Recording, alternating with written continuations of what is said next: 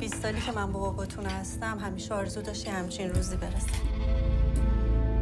خب الانم که قاضی تحقیقات شده این خطرها هست دیگه. آفرین بابا جون.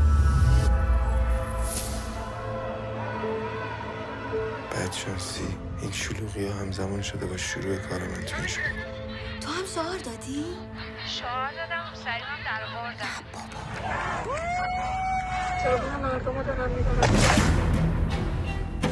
اینا بهم دادن برای حفاظت شخصی. برای چی؟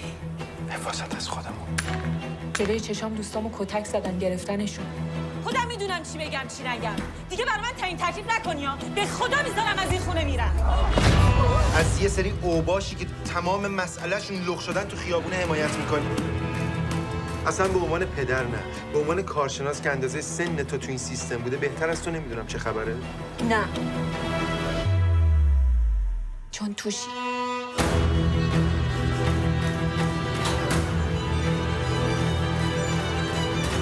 نگرانی خانوادت بفهمن چی کاره ای؟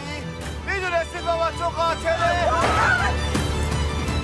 تو خونه خودم احساس ناامنی میکنم.